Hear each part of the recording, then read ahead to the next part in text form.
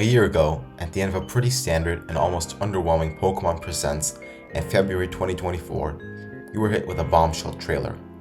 Going into the Presents, the so-called leakers at the time were advertising expectations of a possible new Let's Go game set in Johto, or, because of all the Unova references in the second DLC of Scarlet and Violet, an ill-made Generation 5 remake.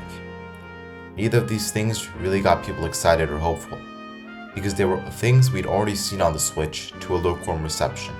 So when at the end of the Presents, we get a Steve Jobs style, "Oh, and just one more thing," leading into a somewhat jazzy, hand-drawn animation of an urban redevelopment plan being designed, most people were confused, and first thought it might be some Animal Crossing type game.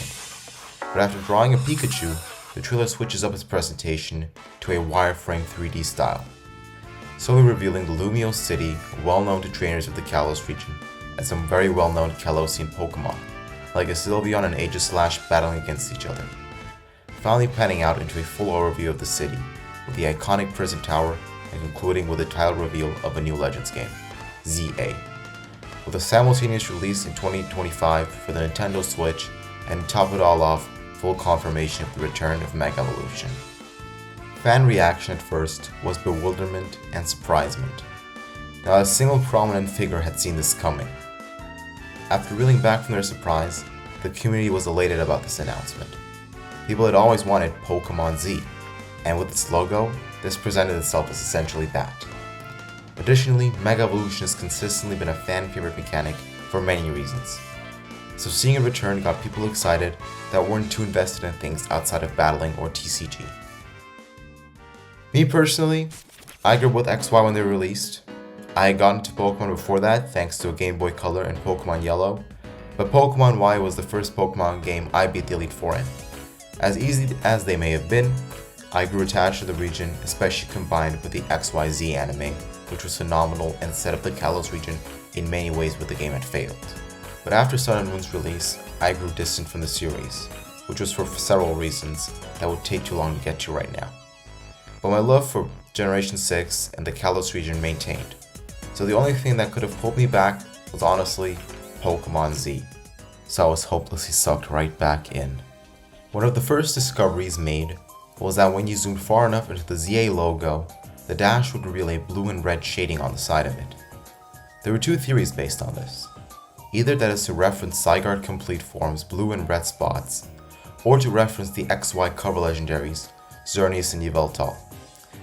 I lean more towards a legendary duo, but it really can be both, since the spots on Zygarde Complete had been done in reference to the legendaries.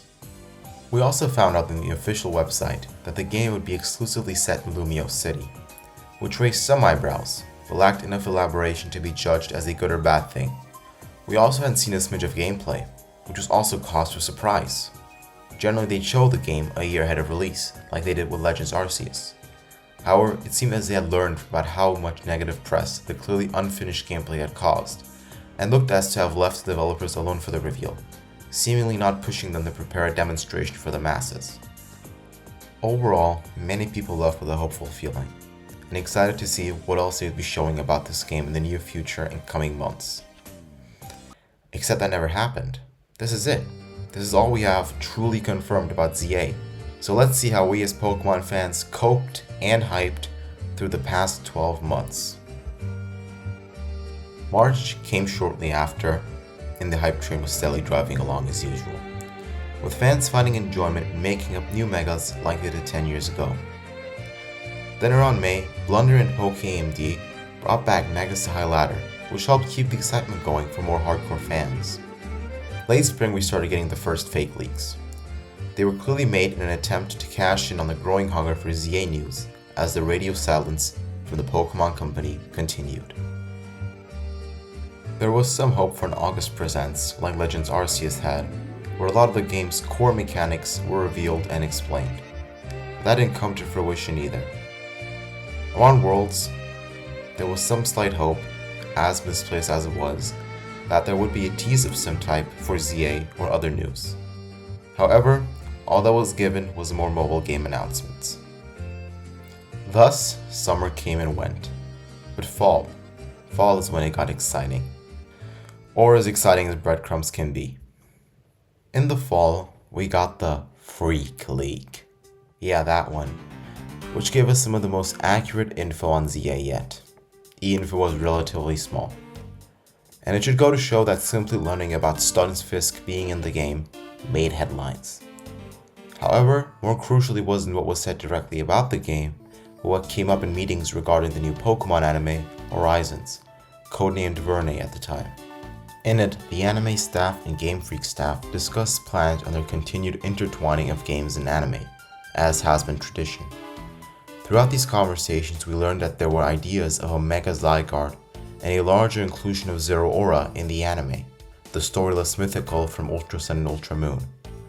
Zeraora, however, never showed up in the anime, as was planned initially, which clearly implied some change in the plans we weren't informed of yet. Additionally, around this time, the community managed to deduce, with leaked worlds art and TCG set announcements, that the game is likely launching roughly in summer, or in other words Q3 of 2025. The worlds art created some starter confusion on which we would get, but comments from the main figure behind the Freak League gave an answer of sorts and cleared it up. During this time, we found out about a possible Switch 2 patch for the game, but outside of some folders from the leak implying that, there isn't much to go off of. Finally, here we are. An entire year of fan excitement culminating in just a few days. It's hard not to be excited, scared, but also somewhat hopeful. There is clearly an air of change in the way both Game Freak and the Pokémon Company handle the games. Where in the past there was nauseating amounts of hype and PR crunch, now rests a mystifying tranquility. They've simply showed some art and a story concept, and then let the idea of Pokémon Z do the talking and advertising in some way. Almost as if they knew how unbelievable that title felt to so many current fans. This will also be the final Pokémon game released on the Nintendo Switch, a console that has been with us through thick and thin for the past 7 years, and also done by a team who has now spent an exhaustive amount of time working with said console. This makes it all the scarier. There aren't many excuses left if Thursday's Presents leaves the majority of fans disappointed. The hardware is well known, the scope of the game seemingly isn't big with just one city, and it naturally isn't adding many new Pokémon, being a Legends game and all. This year of silence has been a gamble on TPC's part. They have let this stack up for a year through complete radio silence and almost insane secrecy. And now they'll have to prove worthy of such a move. Let's hope for all of us that they'll have a good showing this week on the Presents, and that it might also mark a start of a new era, a better era for Pokemon, one we can be more proud of. But with that said, thanks for watching, I wish you a wonderful day, and hope to see you soon.